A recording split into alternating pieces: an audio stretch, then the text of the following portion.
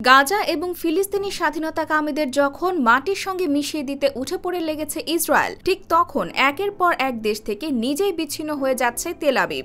দেশটির গণহত্যা ও মানবাধিকার লঙ্ঘন নিয়ে এরই মধ্যে সোচ্চার হয়ে উঠেছে ইউরোপ ও আমেরিকা মহাদেশের বিভিন্ন দেশ। উত্তর আমেরিকার দেশ যুক্তরাষ্ট্রের বিশ্ববিদ্যালয়গুলোতে যখন ইসরায়েল বিরোধী তুমুল বিক্ষোভ চলছে, তখনই দক্ষিণ আমেরিকায় নতুন করে আরেক দুঃসংবাদ পেল ইসরায়েল। এবার ইহুদি দেশটির সঙ্গে সম্পর্ক ছিন্ন করছে কলম্বিয়া।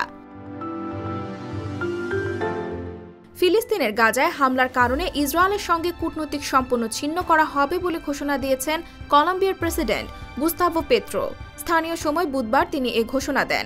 এদিন আন্তর্জাতিক শ্রমিক দিবস উপলক্ষে জড়ো হওয়া মানুষের সামনে পেট্রো বলেন, তার দেশ বৃহস্পতিবার থেকে ইসরায়েলের সঙ্গে সব ধরনের কূটনৈতিক সম্পর্ক ছিন্ন করতে যাচ্ছে।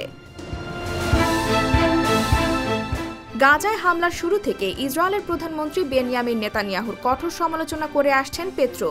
এমনকি তিনি অন্যান্য দেশগুলোকে আন্তর্জাতিক বিচার আদালতে ইসরায়েলের বিরুদ্ধে গণহত্যার অভিযোগ আনা দক্ষিণ আফ্রিকার পক্ষে যোগ দেওয়ার অনুরোধও জানিয়েছেন।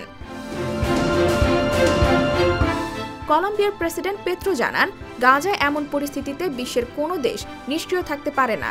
এমনকি তিনি তার বক্তব্যে ইসরায়েলের রাষ্ট্রপ্রধানকে গণহত্যাকারী বলেও আখ্যা দেন। কলম্বিয়ার প্রেসিডেন্টের এমন ঘোষণার পরপরই ক্ষোভ প্রকাশ করেছে ইসরায়েল। দেশটির পররাষ্ট্রমন্ত্রী ইসরায়েল কাটজ অভিযোগ করে বলেছেন, পেট্রোর এই ঘোষণা ইহুদি বিদ্বেষ ও ঘৃণায় পরিপূর্ণ। তার এই পদক্ষেপ হামাসের জন্য পুরস্কার। এর আগে গেল বছরের অক্টোবরে গাজায় নির্বিচার হামলার পরপরই ইসরায়েলের সঙ্গে কূটনৈতিক সম্পর্ক ছিন্ন করে দক্ষিণ আমেরিকার দেশ বলিভিয়া। সে সময় কলম্বিয়া, চিলি ও হন্ডুরাস সহ দক্ষিণ আমেরিকার আরও কয়েকটি দেশ ইসরায়েল থেকে তাদের রাষ্ট্রদূতদের প্রত্যাহার করে নিয়েছিল।